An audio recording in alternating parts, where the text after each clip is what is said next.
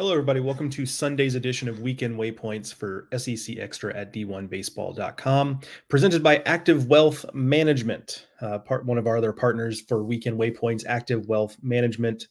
Ford Stokes and Sam Davis are the guys I'm working with there and bringing the information to you. Like I mentioned last week, a couple of big college baseball guys. You know, they love their baseball. They love their SEC baseball. So happy to be working with them. A couple of things from them. One of the things I learned working with them is that they're also in the content game, not just in the financial game, also in the content game, and killing it there as well. First off, visit annuity360.net to get Ford's book Annuity 360 at no cost to you. Ford's team will send you an autographed book for free. Visit annuity360.net for that. Ford and Sam also have a radio show.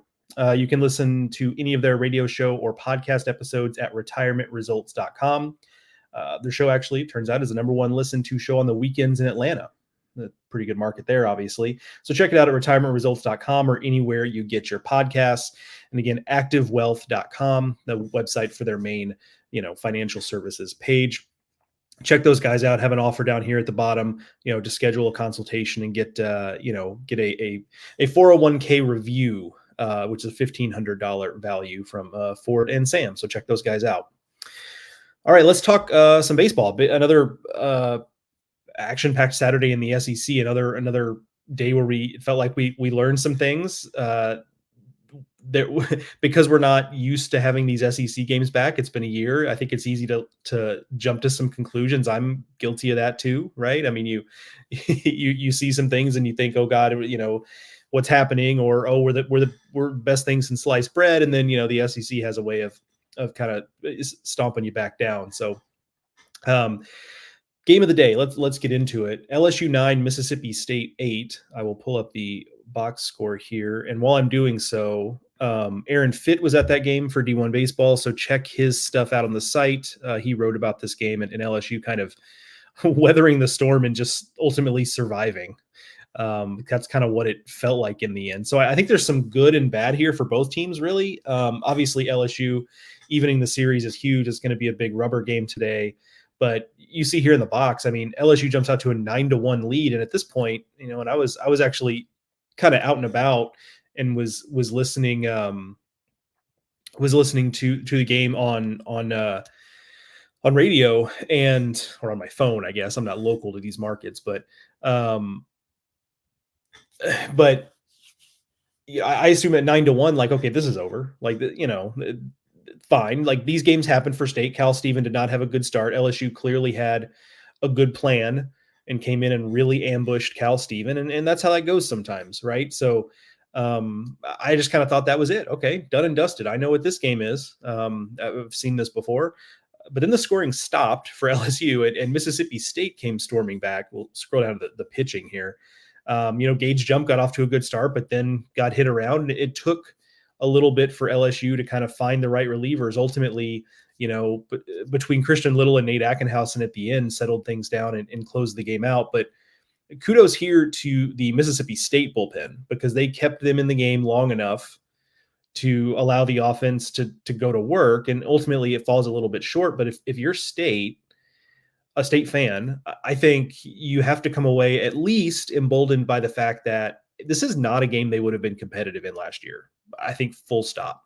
Now, they might have scored some runs because the lineup last year was really dangerous, but they would not have had the bullpen to help hold a 9-1 deficit long enough to allow the offense to get back in this game. That would have ended up a 15-7 win or something, or 15-7 loss for State, something like that. But this year's team has been better about that. And the big development here for me is Carson Ligon with his 3 1/3 scoreless. That's an arm that, look, he was a pretty big get out of the transfer portal from Miami. State's going to need him to have a role. And for a while there, it was looking like maybe that wasn't going to happen. And you know how it goes in college baseball. A guy has some tough outings early, and then he kind of gets buried on the depth chart, and it's hard to claw your way back. But they bring him in what felt like garbage time, 9-1 down. It's like, hey, go get him, kid. And maybe that helped in some way because it felt relatively low stakes. But either way, I mean, yeah, you can nitpick and say, okay, you walked 3 dudes in 3 1/3 innings. Fine. Like, we can smooth that out.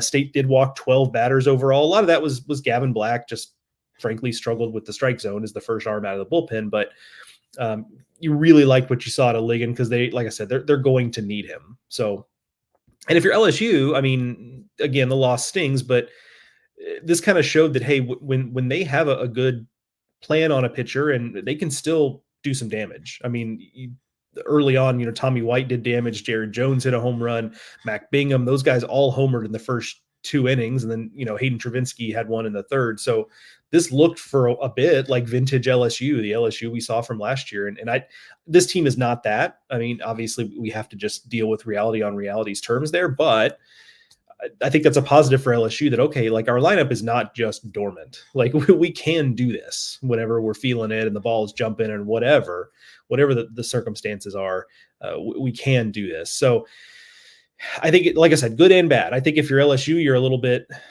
you don't like that you had to search so much for pitching to find somebody to dam the river there. But at the same time, you like the offensive performance early on in the game. And if you're State, you don't like that Cal Steven, now that's his second time in 5 starts. The other one was the Georgia Southern start, but his second time in 5 starts that haven't gone great. So you're a little worried about that maybe. But you love the way the bullpen hung in there. You love the way the lineup kept chipping away, and you ultimately came up short, but I don't know. Like I'd feel pretty optimistic about that if I'm State, because again, that's a game they're just not going to be competitive in last year, I don't think. So the rubber game is going to be really telling. It's a good matchup. We'll talk about it here in a little bit towards the end of the show, but that's a huge rubber game for both of those teams. And if State gets it, it's going to put some wind in their sails for sure.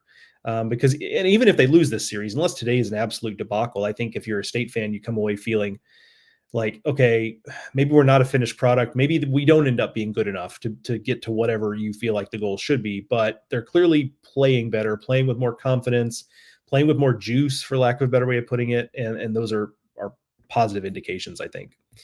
Let's flip over to these comments here. I turn them off sometimes while I'm talking because I'll get distracted when I see the comments come in. Cajunomics came in and said, I think they are, right? I had still had pretty modest expectations for them. Modest is probably putting it kindly. I was fairly pessimistic generally, but they've shown better, at least a better ceiling. Now they've still taken some losses that are kind of but their ceiling has shown to be better than I think I assumed it was. So I think they're already doing that a little bit. Cameron Carter, LSU tried to give that away, but defense picked up the pitchers finally. LSU haven't lost series in Starkville in 20 years. I actually did not realize that. That's crazy. That's a long time when you consider how good State has been for most of that 20 years. Crazy little nugget to know. I agree. And you said I'm all over the Tigers today. It's going to be a great rubber game, like I said. Jeremy with his Roll Tide, hello. Let's see. Yeah. Okay. So a lot of LSU State stuff here. Yeah. Carl makes a good point. Tommy White's the only starter left from last year. I mean, that's a good point. I mean, they're leaning on some guys who were there last year, like Jared Jones, right? But yeah, in terms of like guys who started all 56 plus the postseason, they are short on those guys. And I think we sometimes, especially with very talented teams that have a lot of raw talent, we tend to kind of just think it's going to be an automatic thing. And because last year with LSU, it kind of was, right? I mean, like from the jump, it was like, oh, this offense is great. But there was a lot of rollover on that lineup. There's not in this one. So, as I think for the Tigers, as long as you are a better product in May than you are now, I think you're in good shape. So can't wait for today's rubber game, as I've said about 1 million times at this point. Okay, so let's talk player of the day. Some interesting options here, and obviously I'll use talking about some of these players as a way to mention some of the series that we might not otherwise get to. Tanner Harris on X, Woo Pig, Mason Molina Day. Yep. The Arkansas has pitched it really well against a Missouri offense that is what it is, for lack of a better way of putting it. So I think it's a good opportunity for Mason Molina to have a good day and continue to give Arkansas just a crazy good 1-2-3 there. Player of the day. Christian Moore for Tennessee took a loss against Alabama. That's another good rubber game today, but 4 for 5 with a double and a home run for Christian Moore. He's been so consistent for them this year. He's been exactly the guy they needed him to be, a guy who can carry that lineup. And the beauty of it for them is he doesn't have to carry the lineup. That's kind of been their secret sauce, if you will, on that team.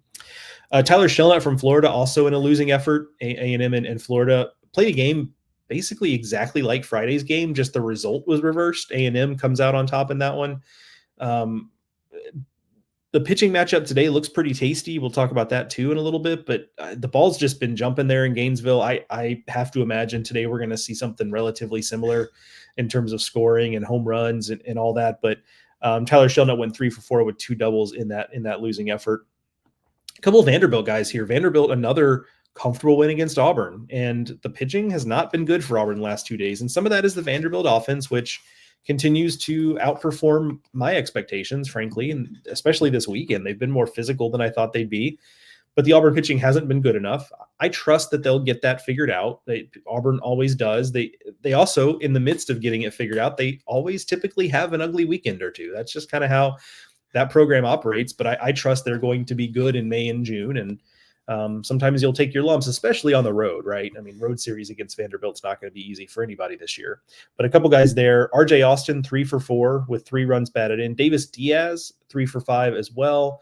That's big because he was really one of the guys that hadn't gotten going yet in a lineup full of guys that had swung it pretty well. He was a guy they were still waiting on. So to get him going would be huge. And then Alan Espinal, 4 for 4 with a double and 4 runs batted in quietly.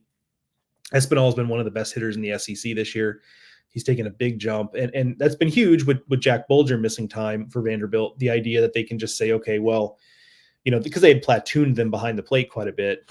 The idea that they can just say, all right, well, Espinal's hitting where he's consistent. We know what we're going to get there has been nice. Kentucky won their series against Georgia. Georgia pitching, it has not been good this weekend, and that's kind of worrisome because you just wonder. We didn't know what to think of Georgia coming out of non-conference because they didn't really challenge themselves. They had their couple of games against Georgia Tech, but I don't know. We don't know how good Georgia Tech is necessarily. Certainly, Georgia Tech doesn't typically pitch well, so didn't know what to make of that. But the first 2 games against Kentucky have been kind of ugly. They've given up a lot of runs.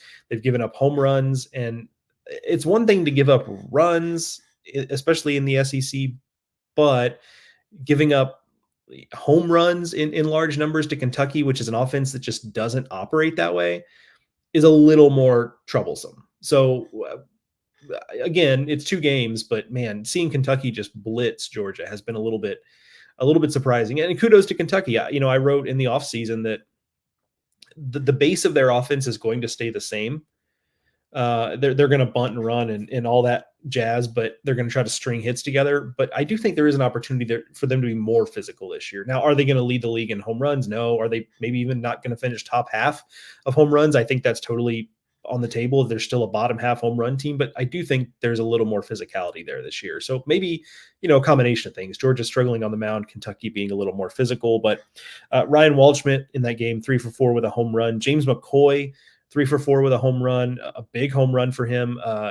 Probably as excited as I've seen anyone be running around the bases after that home run. It felt like maybe he had a cathartic moment hitting that home run. But he was, but it's a guy who struggled. He was a guy who had a lot of buzz coming into last year, and he just struggled to stay in the lineup because the strikeouts were a problem, and he just couldn't get going. And this year it's kind of been the same thing. Like, he's not consistently been in the lineup, so you can kind of understand having a little bit of an emotional outburst if you've just been fighting it, and then you have a swing like that. So his day was a good one, 3 for 4 with that home run. And then finally, a couple of Ole Miss guys here. Ethan Groff, 3 for 5 with a home run, but our player of the day is Andrew Fisher, 3 for 5 with 3 home runs, 5 runs batted in, as Ole Miss has won that series against South Carolina. A big series win there. It's at home, so obviously that helps, but they've done a number on the South Carolina pitching staff. And that's, if you're South Carolina, that's a little nerve-wracking because that's the area of the team that you felt most nervous about coming into the year. And through non-conference, they performed well and thought that maybe, hey, maybe they'll cobble it together. We don't have a true Friday guy, but maybe, we just have a really deep staff where we can mix and match and have a lot of guys do a lot of different things. And that can work. But so far in 2 days against Ole Miss, it really hasn't. So that's, we'll see how that goes. I'm actually going to see South Carolina next weekend against Vanderbilt, and I'm kind of interested to see how they stack up in a home series against a lineup in Vanderbilt, who is impressed this weekend, like we talked about. But Fisher, a big day for Ole Miss. They got a good story from Liam Doyle too. I mean, the numbers are just kind of okay. I mean, I have it written here: 5 1/3, 6 hits, 3 runs, but he struck out 10, so he's missing bats, and that's a good start for him though. I mean, a guy who had a tough fall, like his lead up to the season wasn't the best. I was kind of hearing some pessimistic projections as to what he was going to bring to the table, but Ole Miss has given him an opportunity on the weekend with JT Quinn being out. Hasn't pitched in a couple of weeks. And then was struggling even before he came out of the rotation. So Liam Doyle moves up, and I think that's a perfectly acceptable start. And I think he'll get better as he gets stretched out and gets comfortable in that role. And certainly the stuff is good. So I think that was a positive sign for Ole Miss there on the mound. The bullpen has been good the first 2 days of the weekend for Ole Miss. So that's a positive. Just like State. I mean, these are the type of games that would have been, at least in State's case, probably would have been a lot closer. Because they didn't have the pitching last year, and they've been able to win these games fairly comfortably because of the offensive performance they put forth there. Okay, let's talk pitcher of the day. A few options here, not as many though, because it's funny when you start SEC play, suddenly the pitching lines are not as pretty as they were in non-conference play. Funny how that works. I mentioned Liam Doyle. The numbers were what they were, but I was just impressed by him stepping forward. Dom Nyman for Kentucky gave up 3 runs, but they were all unearned. So a critical error there. But so 6 2/3, no earned runs after Travis Smith struggled so much on Friday. Now, ultimately in a win, but still struggled. Having Nyman have success was big for Kentucky. Was able to save some bullpen, to go for a sweep today, which would be huge for the Wildcats to start off 3-0 in conference play. Against Missouri, Brady Tigert and Will McIntyre combined for a 1-hitter and struck out 12 batters. So Tigert threw 4 2/3, McIntyre threw 4 1/3. Nice little piggyback situation there by 2 guys who are, basically both starters, essentially. I mean, Will McIntyre, there's a scenario where he easily could have been in this weekend rotation. So having them piggyback, I think, is a natural thing to have happen there. So obviously against Mizzou yesterday, it worked. On the other side, by the way, Javen Pimental pitched pretty well against Arkansas, actually. 5 innings, 1 hit, no runs in his 5 innings. Now, they go to the bullpen. It was a very different story after that. Arkansas, that's when they pulled away. They hit several home runs. It was kind of a nice day in that regard for Arkansas, but Pimental did give Missouri at least a good start. And then Drew Beam, kind of a weird line because it's a loss and Alabama scored 6 runs, but he threw an 8-inning complete game. They just kind of let him ride it out. So, kudos to him for battling through and still ultimately giving his team a chance to win with a lineup as good as Tennessee's. I think giving up, 6 runs is not insurmountable, right? I mean, there's going to be plenty of games where, Tennessee scores more than 6 to win. So, a good outing in that regard, but ultimately in a loss there. So, all right. So finally, let's look ahead to some rubber games today. We've got three on deck here. Tennessee Bama is one of them. I'd say look for a staff day for both guys. I think it was a TBA for Alabama. I believe TBA for Tennessee, Hagan Banks for Alabama, I believe.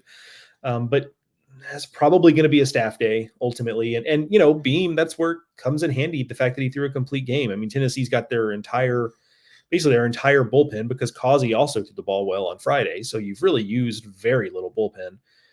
So you've got everybody. So I would expect Tennessee to basically use everybody, and Alabama will probably be in a similar boat. So, and Greg Ferrone threw well yesterday. So, Bama didn't have to burn that much. So I would expect that to be the case there. LSU and Mississippi State, great matchup. Thatcher Hurd, Jurangelo Sanger. Hurd has been a little up and down, but was great last weekend.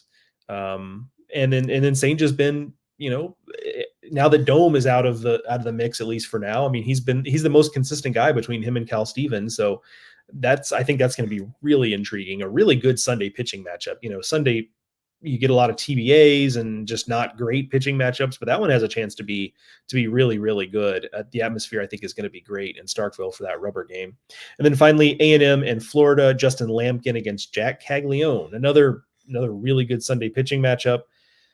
Interested to see Cags against a really good lineup. This is the first time he's going to be facing a lineup of this caliber. I guess, Miami, also a good team, especially now that they've won a couple of ACC series to start their conference run. But A&M's offense, obviously, just on another level altogether. So interested to see that. And the same thing can be said for Lampkin. I mean, well, I think this series has showed us is that I don't care how talented you are on the mound, or how good your stuff is, or how good your results have been so far. You're going to face lineups like these, and sometimes you're just going to get battered and bruised a little bit. And we've seen that the first 2 days of the series. And I think there'll still be some runs this weekend, but it would be cool to see one or both of those guys come out and really throw the ball well and quiet those lineups. It'd be one heck of an achievement. Okay, plugs on the way out. Mark was at Florida A&M yesterday, so he wrote on A&M. So check that out on the site if you've not done so already. Aaron was at Mississippi State LSU, so he wrote on LSU surviving and weathering that storm. They will both be back on site today, so make sure you're following them on social media to get everything from the boots on the ground perspective there. So there's that. D1 Digest at d1baseball.com to get everything that happened all over the country yesterday. That's always a must read in these on these weekend mornings. And Mark and I will be back with an episode of Highway to Hoover. If you're not listening to our podcast, Mark Etheridge and I do a podcast Sunday or Monday, depending on schedule. Mark is traveling back home today, so it probably won't come out until Monday night, Tuesday morning. But we have a recap podcast where we go back through the weekend and recap everything that happened. So if you're not subscribed, if you're not listening to that, please do so. I also do a second episode later in the week where it's just me, and I interview a beat writer from somewhere around the SEC. So last week it was Jacob Rudner, who covers Florida. I've also, I've had a Georgia beat writer on. We're gonna get to just about everybody we've talked Mississippi State. I'm forgetting who all I've had on so far, but by the end of the season, we'll talk to everybody basically around the league. So every school will have its own episode by the time it's all said and done. So check out Highway to Hoover if you're not already. Also, while you're checking things out, activewealth.com, Ford Stokes and Sam Davis, financial advisors there at activewealth.com. Check those guys out. We've got the offer down at the bottom. Schedule a consultation to get a 401k review, which is a $1,500 value. We appreciate those guys for sponsoring our Sunday episodes of Weekend Waypoints. All right, everybody, enjoy the Sunday of baseball. I hope the weather is good where you are. As I look out my window here in the Carolinas, it is good here. I hope it's the same for you. Enjoy your day of SEC baseball, folks. I'll talk to you next Friday.